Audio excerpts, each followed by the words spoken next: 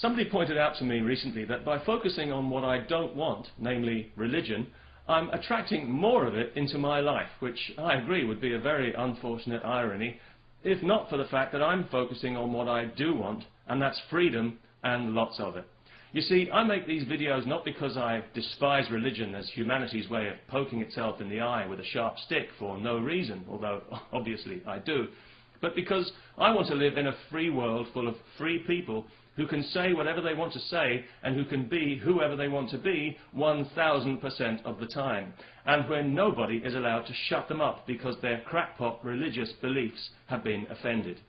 I don't care at all about theology, unless it threatens that freedom, and then I care about it the way I care about rabies or typhoid. So you could say that I'm not so much anti-religion as pro-freedom. Indeed, if religion was pro-freedom, I wouldn't have such a problem with it.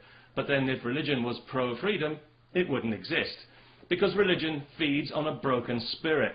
And that's why it tries to break your spirit the moment you come into contact with it. Submit, obey, do not question. Those words should be chiseled above the entrance of every church and every mosque, because that's the only message religion has when it comes right down to it. Praise the Lord or else. The Pope spelled it out for American Catholics when he told them obedience to the doctrine of the Church is the foundation of your faith.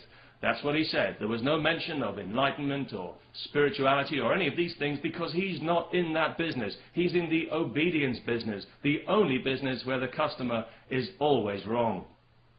Clergy are the only salesmen who don't have to justify or prove any of the outrageous claims they make for the product they're hustling, and this leaves them free to engage in the kind of open fraud which in any other walk of life would be a criminal offence.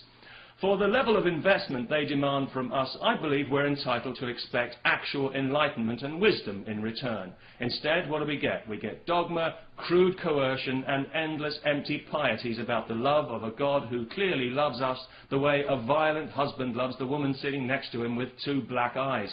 If we step out of line, we pay in the most brutal way. And it's this crass violence at the heart of religion which I believe makes it truly evil, and also furnishes proof, as if proof were needed, that this is an entirely man-made phenomenon with nothing divine about it. Otherwise, it wouldn't be so damn ugly. The God of the desert is transparently a false God. He's a puppet who speaks with the voice of ignorant men who are afraid of knowledge and afraid of freedom, and who therefore need desperately to control the thoughts of others for their own miserable survival. They need us to believe that we're less than we are, and to diminish ourselves in our own minds, to feel small, helpless, in need of salvation. So what do they tell us? They tell us that strength and virtue lie in submission. Yes, of course they do. With our faces in the dust, we are invincible. Isn't that right? And of course, we will live forever, either in eternal bliss or in eternal torment, but that's entirely up to us.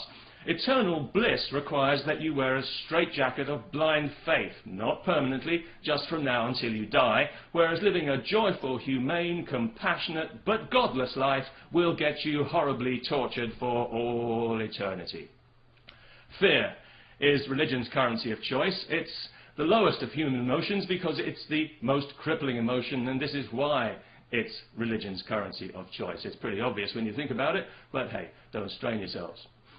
But actually, it's religion that has everything to fear because it depends on maintaining the illusion, maintaining the spell, and hoping that nobody manages to burst its artificial bubble of faith. And this is exactly why it wages such determined war on our basic freedoms of thought and speech. But it's losing this war because every day more and more of us are waking up to the damage that this nonsense is doing to our world. We can see our societies being twisted out of shape, being injected with false values that pander to bigotry and superstition, and we realized that this God of the desert has outstayed his welcome and become a liability, and quite frankly, he needs us a lot more than we need him, because we've moved on from the desert and we've discovered a few things about the world and the universe and our place in it, and we're no longer afraid of the thunder and lightning. Our world is no longer populated by demons and hobgoblins, and we no longer need to be led around by the nose for the benefit of clergy. And they know this, just as they know that their God's very existence depends entirely on our belief. Belief without evidence and belief that defies reason. And when that belief disappears, as one day it certainly will, this ridiculous God will disappear with it, instantly and forever. He won't be able to vent his wrath or visit retribution on anyone, because he won't exist. He'll evaporate quicker than common sense in a creation museum, and his vast army of controlling, parasitical clergy will find themselves briefly, cartoon-like, in mid-air before dropping like fleas into a bucket. That's what I'm looking forward to, and that's what I'm focused on, and it's why I make these videos, because I think we're better than this, and I know we've got the power to withdraw our belief and our consent and put a stop to this nonsense. All we need is the courage. Peace and freedom. Let's not forget the freedom.